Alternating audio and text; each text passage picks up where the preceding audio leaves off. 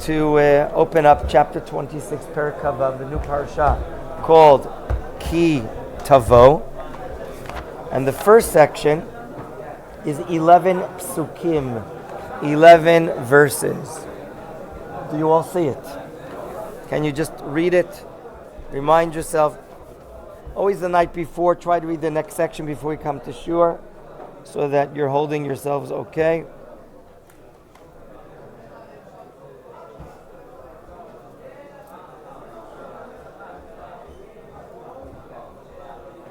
I'm just using a tissue.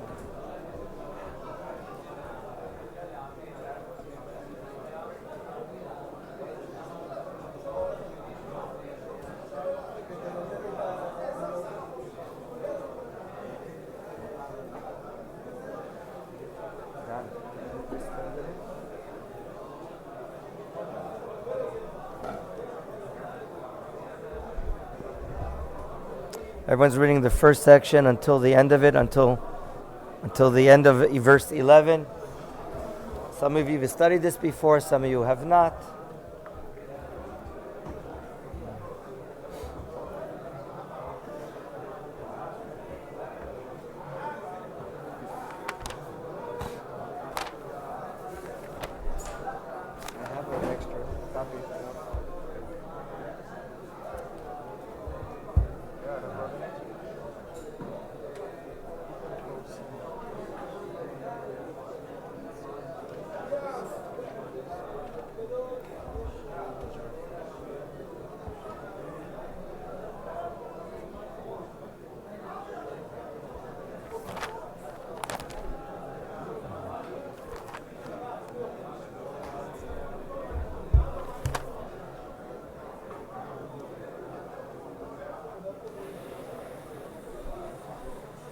Do you know what you read this section?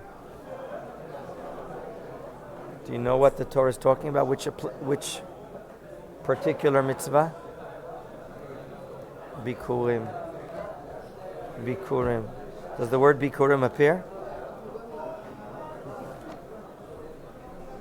Okay, so Shmuel says the mitzvah here in the first 11 psukim is the commandment of Bikulim. However, the word itself doesn't even appear.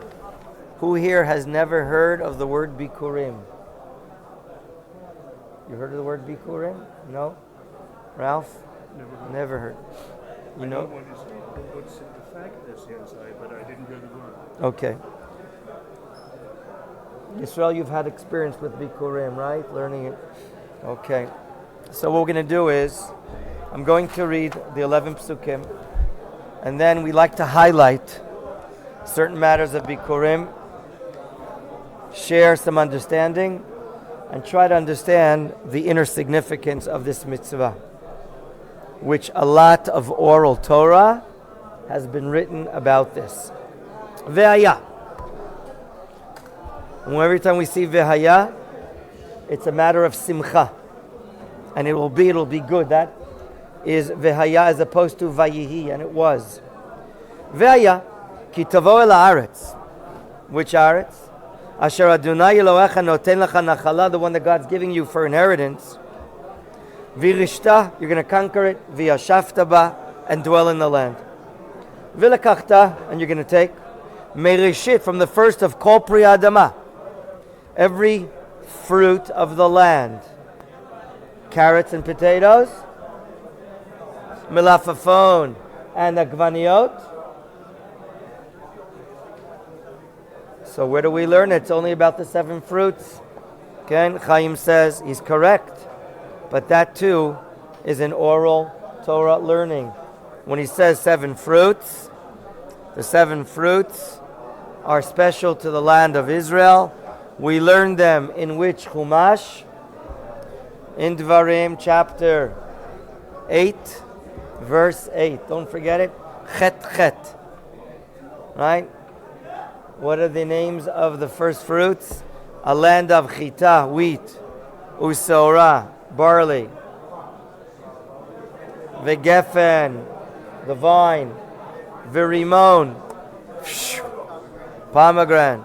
Eretz chita, usora, vegefen, Eretz chita usura v'gefen u'te'ina. I'm sorry, we skipped. Te'ina, the fig. Virimon, pomegranate. And then after those 5, Eretz Zeit Shemen Udvash, a land of Zeit Shemen, olive oil. And what would you like to call me every morning? Honey. Thank you for the affection and love that you're giving me. Dvash. And yes, the word dvash literally means honey. But in the 7 fruits, Itai, what does it mean? Which particular fruit? Dates, honey. Date honey. How do we say dates? Tamarim. Timarim. Very good.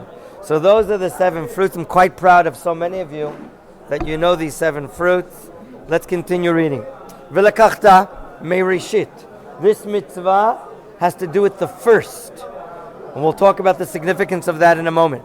Meirishit kol pri adama asher tavim me'artzecha. No, not abroad, only your eretz. Which eretz? Asher Hashem Elokecha notein lach. God is giving you. No, it didn't say God gave you. That's question number 2. V'samta batena, and there's a mitzvah to place it in a vessel, in a kli called a basket. V'alachta el hammakom. You'll travel. You go to the place.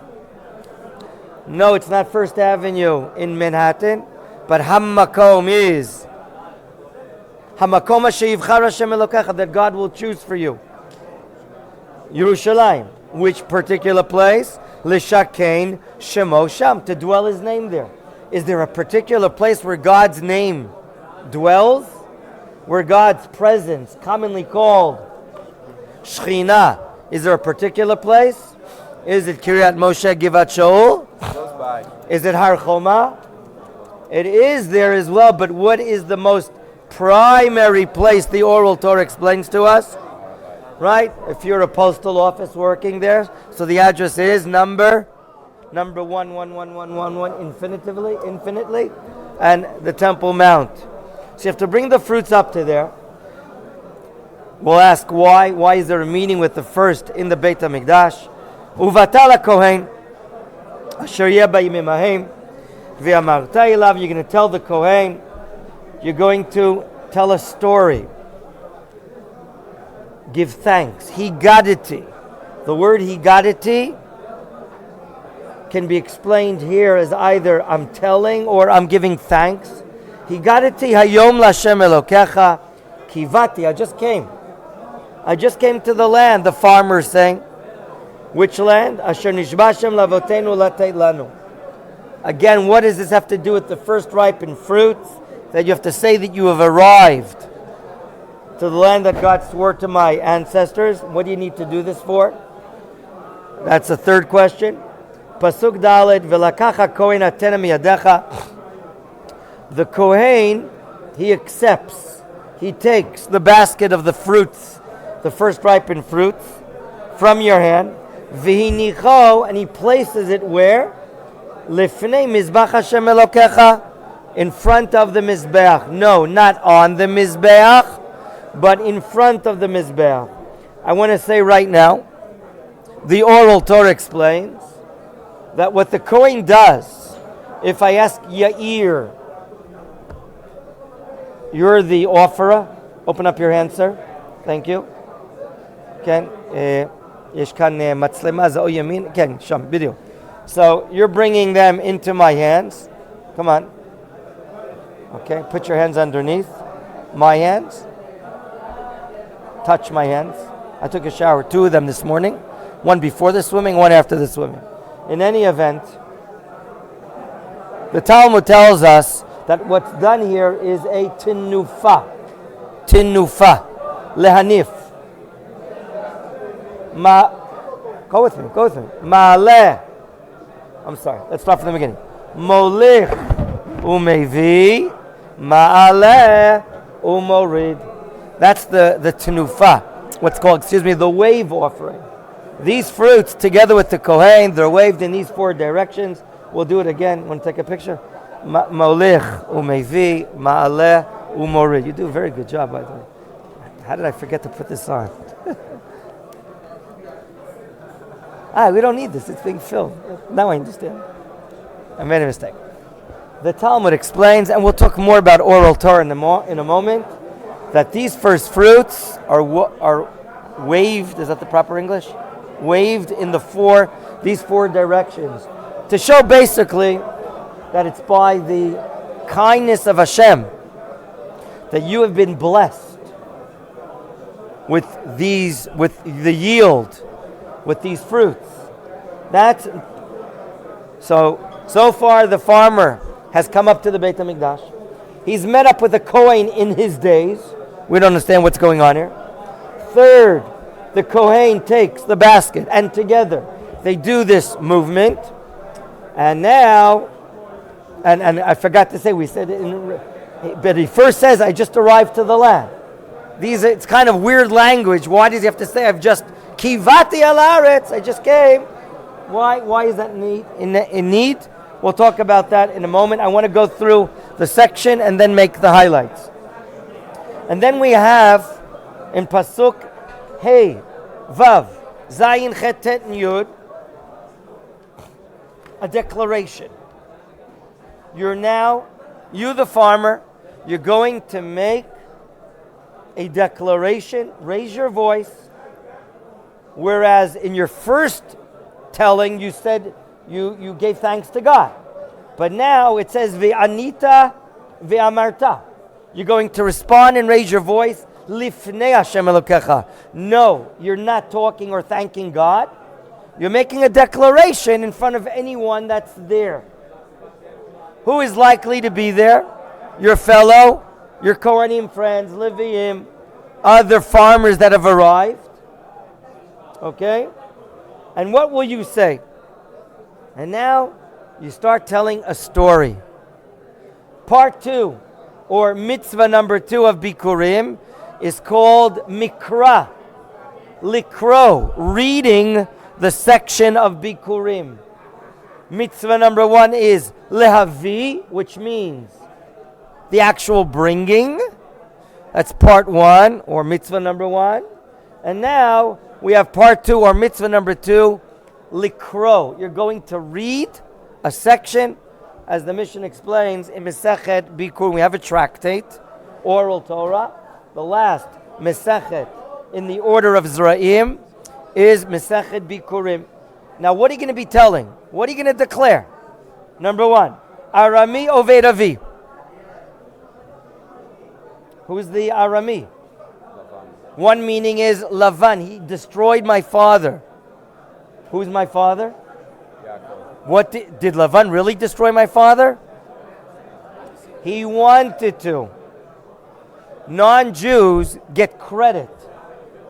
If they want to do something bad, and even if they don't do it, they get credit as if they had done it. Whereas the Jewish people, the Tov, the goodness inside them is so strong that when we try to do a mitzvah and we fail for whatever reason, on our scoreboard upstairs in heaven, we get credit for doing it. Yeah, we get a point as if we did the mitzvah. So here, Lavan he'll get punishment because he wanted to destroy Yaakov. By the way, who saved Yaakov from destruction from Lavan? Thank you. Next. Vayered Mitzrayma. We had to go down. Yaakov had to go down to Mitzrayim. Vayagor Sham bimtei ma'at. He went down with how many number of people? 70, as the Chumash says. And then Vayisham legoy gadol atzum varav. Wow. What happened within a few generations? 70 people turned into a goy gadol. How much of a goy gadol? 600,000 men only we're talking about. What about minors under the age of 20, women, older people? We were a few million people in just a few generations. Wow. But what happened in Mitzrayim? Verse 6, Vayareu otanu. I want you to notice in my reading now in verses 6, 7, 8, 9.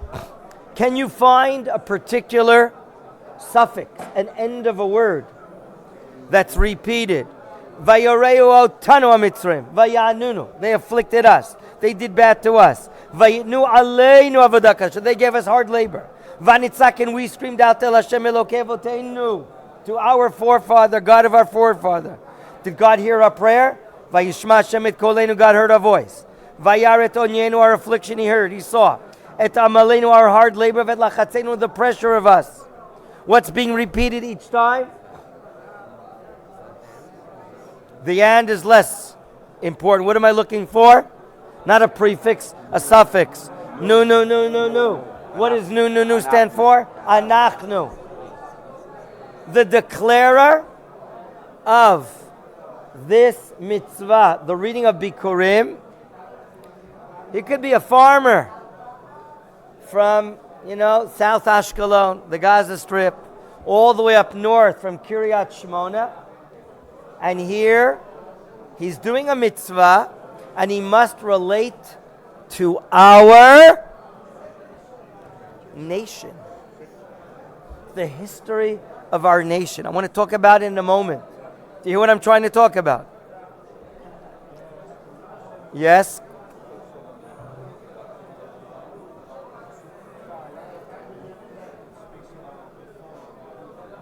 You're inside the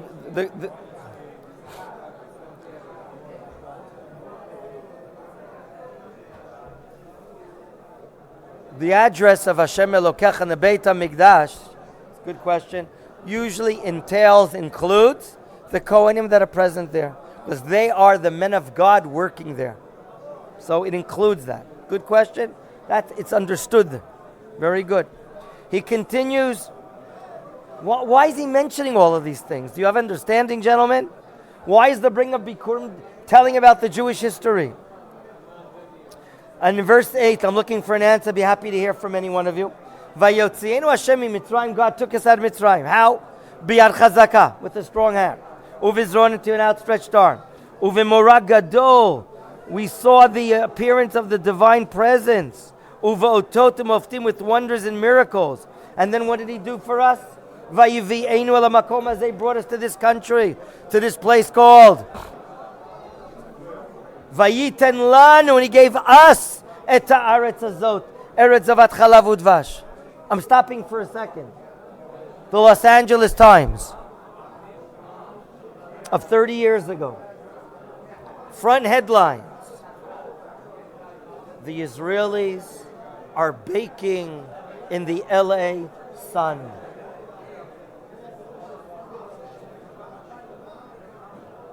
So many Israelis had left our country in the decades before, living in Los Angeles and other places. Why are they there? Why are they not here? They are what?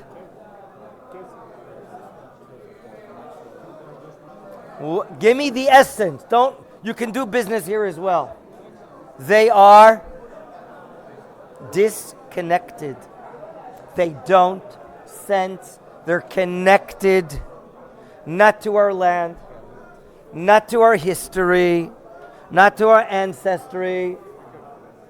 Someone who's not connected searches other places.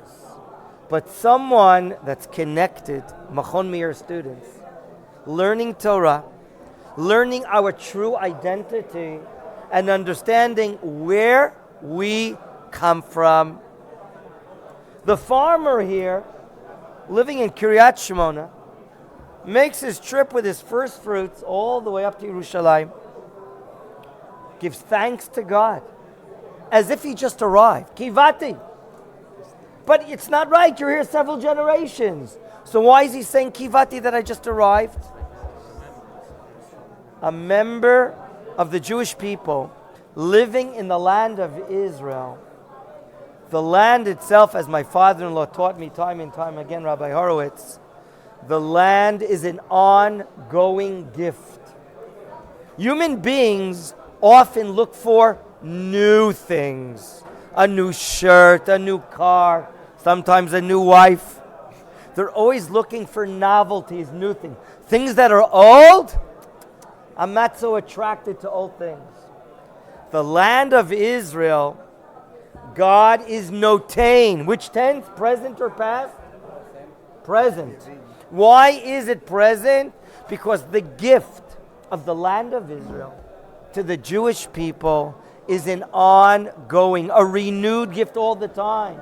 The land, in the language of Rav Kook, is hugged with inner wealth and riches.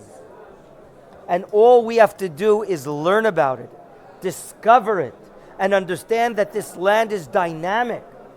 This land has novelties inside it, so much kedusha. The more we learn, intellectually tax ourselves to learn about the land of Israel, the more we're closer and connected to it. The more we're closer connected to it, how can we leave it? It's so divine. The farmer is coming here and being connected to the land that God gives it, notain in the present tense. And therefore he says, Kivati, I just came. You're a liar. You're here 3 generations. It's as if I just arrived. Shiyu be'einecha kechadashim. The mitzvot, our sages say, we should approach the mitzvot as if they're new. When you see the dynamics of the mitzvot and relate to them as if they're just given to you, wow, anything new is exciting. Your new visa. Yes, he just got his visa a few hours ago. So too the land of Israel. I just arrived. People ask me, and I tell them, I'm an Oleh Chadash. And it's true. Even though I'm here, thank God, some 38 years in Eretz Yisrael, I sense that it's new to me. Kol yom I feel and sense intellectually, you can emotionally as well, as if the land is new to me. The land is speaking to me. I love the land and the land loves me. That is principle number 1 that I wanted to share with you here.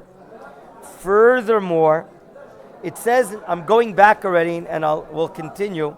In verse 3, you're going to approach the Kohen Asher Yeh Bayamim Ahem.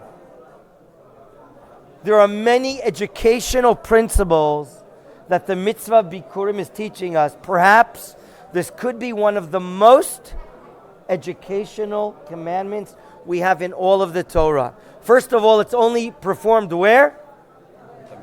In the Beit HaMikdash, in the land of Israel. And it's only after what time?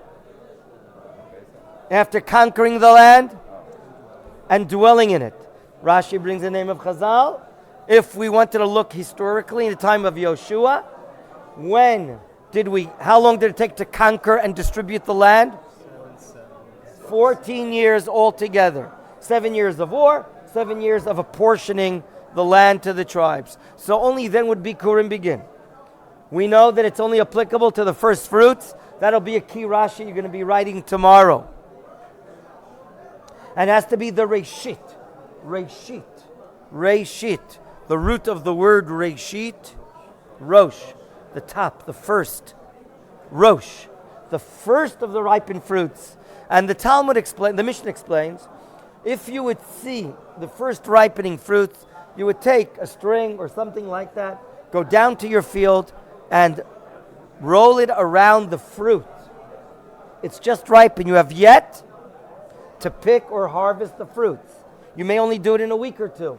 So those that you put a string around the first ripened fruits, you call it a name of Bikurim. Bikurim have now received Kedusha. You, the little farmer in Kiryat Shmona, or in Arad, in Gush Etzion, wherever you are, you create Kedusha, holiness, according to the laws of the land of Israel that God brings us. What do you want to quickly say? And therefore we don't have Bikurim today as well. No, that is Truma. Now, there's a need to beautify the mitzvah. You put them in a basket. And the oral Torah talks about you can add other fruits for decorations. And you can beautify the fruits. When we come and perform a mitzvah, there's an element of called Hidur mitzvah, to beautify a mitzvah. You want to buy a lovely Kiddush cup? So you buy a silver Kiddush cup. It's nice, right? Okay, nice Kiddush cup. You have tefillin. You try to invest and buy good tefillin. Beautify. You want to do the mitzvah of tzitzit. Beautify the mitzvah by buying a nice talit, a pair of tzitziot. Very good. Why? Oh, coming up to holiday etrog. The Torah uses the word to beautify, quote, Vayikra, chapter 23, verse 48. The Torah says, Ulekachtem lachem, you shall take for yourself, pri eitz hadar, a fruit of a beautiful looking tree. That's the literal meaning.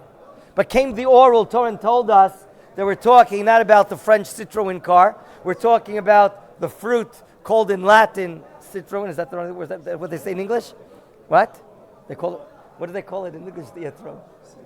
Citron? Etrog. Thank you. Short says. Okay. In any event, the oral Torah tells us that there's a type of pre-hadar. We're not talking about oranges, neither grapefruits, nor pomelot. All of them are under the classification called peirot hadar. In English, citrus fruits. No, there's another one called etrog. That's the pre-eitz hadar. But the word hadar also means to beautify. So we just gave several examples that when we perform a mitzvah, we look to do it in the best way, even physically, materialistically, the best way. So to give honor to the Almighty and beautify the mitzvot. And that concept in the Torah is called Hidur Mitzvah. Repeat, please. Hidur Mitzvah. One more time. Hidur Mitzvah. Okay, the beautification of the mitzvah. Okay, you can use this pen if you need another pen. And in any event, so you're coming to the Kohen. Which Kohen? We said in verse 3, we asked a great question. A Kohen that's alive in your generation? Oh, come on. What did you think? You're going to go to the cemetery and dig him out of the grave? Why does the Torah say, and you shall come to the Kohen that's in your days? Isn't it wasteful, superfluous, miyutar? That could be one meaning. But the other meaning is, Rashi brings in the name of Chazal, look, your grandparents told you at bedtime, before you went to sleep, oh, do you know what kind of Kohanim we have? They have long white beards. They have these unbelievable peyot. They're such holy Jews and so knowledgeable. Okay, 2 generations, you arrive to the Beit HaMikdash, and you're next to the dressing room of the Kohen. He has his cowboy hat and these unbelievable cowboy boots. He has gorgeous sunglasses, and he has the keys to his motorcycle. And he asks, well, can you please show me the Kohanim? I have to give them the 7 ripened fruits. He says, I'm a Kohen.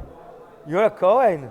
Oh, excuse me. I think I'm going to go back home. It's not like my grandmother told me, and this and that. Okay? So therefore, the Talmud says, based on these words, Ein lacha ela kohen asher biyamecha. Shmuel yiftach bidoro, kishmuel bidoro. Rashi on the place. It's not the particular Kohen that you're giving respect to. It's the institution called Kuhuna. And anyone that is part of the institution called the priesthood, the Kuhuna, he's holy. I don't care if he has a wonderful looking mustache or a gorgeous Hell's Angels motorcycle key. Whatever he has, he is a Kohen. It's not how he looks on the outside that makes him a Kohen, if he has a long beard or not, if he has peyot or not. He's part of the Kuhuna. So therefore, this mitzvah of bringing Bikurim is exercising the important principle, give honor. Give honor to the institution called Kuhuna, the priesthood. That's a very important point. Furthermore, we talked about waving the Bikurim with the Kohen. It reminds you of what? When this movement is done, what other mitzvah does it remind you of? What? Lulav and etrog. On the holiday of Sukkot, we take the lulav etrog and we shake them in all the different directions. So there's a similarity. And what are we demonstrating? What are we basically showing? That Hashem is the Balabaya. Thank you, Yair. Hashem is the master, the creator. Hashem is here. Hashem is there. Hashem is everywhere. It's not a Chabad commercial. Let's go on. Right? Furthermore, we talked about just arriving, the novelty. And now we want to devote some time from verses 5 and on. We started reading, we read until the end of Pasuk Tet, the end of verse 9. And here he is, this farmer, does mitzvah number 2, not only bringing the 7 fruits, but now making a declaration and reading a story. He reads a story, has to be in Hebrew, from the Chumash. And what do we basically begin understanding here? He begins sketching out the history of what is that connected to this farmer from Gush Etzion, from Tel Aviv, from Kiryat Shmona. Why? What is the point here? What is the significance? To remind me that I am not an individual. I am part of an ancestry, a lineage, a chain of generations. I'm not just a private farmer living in Beit HaKerem or in Tel Aviv, Yafo. I am part of something larger called Am Yisrael, the nation of Israel. And therefore I'm connected to my history. And therefore the farmer now begins to tell which type of events, what is the common denominator about the entire story that Lavan wanted to destroy and went down to Mitzrayim. We turned into a big nation. They afflicted us and did so many bad things to us. We cried out and God heard us and He saw our affliction. He took us out of Mitzrayim. He brought us to the land of Israel and He gave us a land of flowing milk and honey. What is common to all these facts? What is the major point? What? It's a major point in Judaism. It's so significant, we must understand it. No one's going to get up from their chair until we understand this. What? Very nice. Beautiful. Toda Rabba. In Hebrew, we call it Hakarat HaTov. Recognizing the good. Not to be ungracious. The opposite of recognizing the good is when favors are done to you. You means Am Yisrael. Our true inner identity is the identity of the Jewish people. Machon, I have my private field, have my private life, but I must understand how my life is part of something greater, part of a national phenomenon called the nation of God, the nation of Israel. And therefore this farmer that arrives after 3 hours of traveling and arrives to the Beit HaMikdash and issues his gift, which is one of 24 gifts to the Kuna. Remember, we talked about it here. The Kohanim, what do they not have? They don't have a Nachala. What is that? Nachala. They don't have a geographic region, area, in order to raise income. Their income is the fire of God. And therefore, the Torah instituted a welfare system on behalf of the Kohanim. There's a taxation that the Jewish people can offer and bring gifts, 24 in total, when we have a Beit HaMikdash. And that supports the Kohanim and their wives and families so they can have what we call economic welfare, parnasa. Follow? So this Bikurim is one of 24 gifts for the Kohen. And the individual, the farmer, I want you to understand the significance. The first of his fruits. Oh, the first of my fruits. I'm ready to put my teeth into this luscious, savory, fruity, juicy fruit. Wow. No, don't. You're not allowed to eat it. Stop. What must you do with it instead? To do what? bring it first as a gift too. The Kohen make the declaration, and who can only eat Bikurim? The Kohanim. It's like Truma that you asked about before. Bikurim have holiness that it's a gift to the Kohanim. We cannot eat it. And a Kohen must be in ritual purity in order to eat it. So we're learning so many educational principles here that you wanted to eat your first fruits. It's my fruit. You think you're the Balabayit? You think you're the real owner of your own fruit? The Torah comes to teach us, Vayaki Tavo el Aretz asher Hashem Elokecha noten lecha nachla. Who is the owner of the land and of your fruits, really? In other words, what the Torah is coming to educate us in addition is what we call Adnut. Hashem is the Adon. Adon Olam. In other words, the fact that we must discipline ourselves to the mitzvot of God, and you thought economically these are my fruits and I'm going to eat them first, Hashem comes to teach us we must accept God as our Adon. Do you follow the principle here that I'm trying to explain? He is the Adon Olam, and therefore, amongst all these educational principles that we're learning, in addition, Hashem is teaching us that we must accept His Adnut. He is the Bala, He's the owner. He's the boss. What do you want to say, Itai?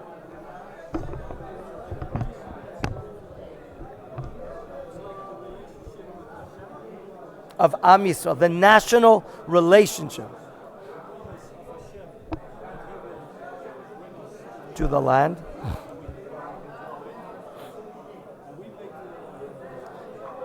No, but we're missing. Oh. So it's not making. We're making a declaration that God didn't take out our ancestors from Mitzrayim. God didn't listen to the prayer services of our ancestors. He listened to us.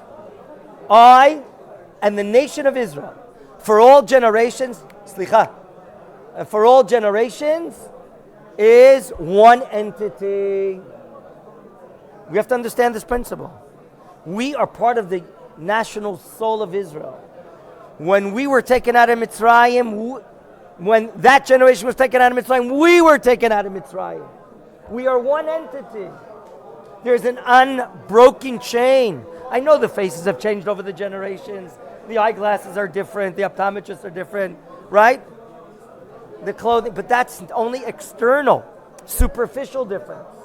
This is a very important principle that the farmer is related to us, and therefore I counted 12 times that the farmer expresses in his connection to Klal Yisrael the suffix anu or anachnu. Okay, at the end of the bringing of Bikurim, he places it before God, your Lord, at the end of verse 10, and then what does he do? Vishtachavita lifnei Hashem Elokecha. Bows down. What is the importance, the significance of bowing down? Do you know how many psukim in Tehillim, in Psalms, there is regarding bowing down l'shtachavot? Motzei Shabbat, that's coming up, our Ashkenazic brethren will begin reciting the Slichot. In the opening section of the Slichot, so many verses from Psalms referring to bowing down. What's this idea of bowing down? For that, we are rising up to the Beit HaMikdash. As it stated, V'nishtachaveh v'nashuva alechem. The first time a Hebrew visited the Temple Mount was when? Avram Avinu. With whom did he go? Yitzchak. With Yitzchak. Who remained in the mountains south of the Temple Mount and did not go with them? Well, she didn't travel. Yishmael, right? And the servant. What did Avram say? Okay, you're going to remain here. V'nishtachaveh, we're going to bow down, and then we're going to return to you. So the first time Avram Avinu, a Hebrew member, goes to the Beit HaMikdash area, it's for the clear purpose of Hishtachavaya. I heard this idea from Rav Kashtiel in Eli. We, in our Musaf prayer service on Yom Kippur, in spite of the fact that we don't have the Beit HaMikdash, we relive in our Musaf service in the section called the Avodah, in the repetition of the Musaf, we bow down several times as if the Kohanim were bowing down when we would hear the name of God. We do that. All the people, men, women, and children, bow down in the synagogue. Have you seen that before? I don't know where you spent Yom Kippur last year, but that's what we do. It's a very different situation that we're doing this. My dear friends, the beginning of the summer mitzvot, the Bikurim, the first of his ripened fruits, we go to the Beit HaMikdash and we bow down. Bowing down, as some of you know, we have to lower our pride. We have to lower our overconfidence. And we have to humble ourselves before God and acquire true happiness in the service of Hashem. We are not the main thing. The way I comb my hair, what shirt I wear, that's not the main thing. The main thing is the spiritual significance of our life. The Ratzon of Hashem, God's will and desire, is the main thing. This is a principle, approach of how to serve God. And therefore, I want to lower myself before Hashem and humble myself. This is showing that I am ready for Misirut, devotion. I'm ready to be a Shaliach of God. I'm ready to do whatever He wants. Remember, Adnut, the principle of Bikurim, is teaching us that He is the Adon. And I'm happy. Why am I happy? So many people in this world are sad because they don't feel connected. They don't sense they have a designation in life, an objective or a motive in life. Here, the Ratzon of God, God's will, is my designation. God's will, the mitzvot, I have a role. I have a shlichut, I have a mission. That's why it says, V'samachta b'chol hatov. The last pasuk. You're going to rejoice. Nachon, you have affluence. You've been giving a blessing, and you're thanking God, and you're bowing down to God, and you realize that you have a mission and a role in life. All of these things add to happiness. You feel more wholesome. You feel connected. You feel attached. You feel that you have a role, a job. And therefore, we end our shur today in explaining an oral Torah halacha. Which calendar time is this mitzvah performed? Which calendar time is this mitzvah performed? And let's hint to, if the mitzvah here is called Bikurim, from the word the first Bechor, the first Bet Chafresh. Okay? Which holiday is called Chag Bikurim? Shavuot. From the holiday of Shavuot, the 7 weeks holiday, until the holiday of Sukkot. The holiday of Sukkot, from Shavuot to Sukkot, is the time of happiness. Because Chag Sukkot is Zman Simchateinu, the time of our happiness. So from Shavuot until Sukkot is the ideal time for bringing and declaring the Bikurim. If the holiday of Sukkot has passed, as the Mishnah teaches us, until the holiday of Chanukah, we just bring the Bikurim, but we do not declare the Bikurim. Understand these points, summarize them, and internalize them, and we'll continue from this point tomorrow. Shalom.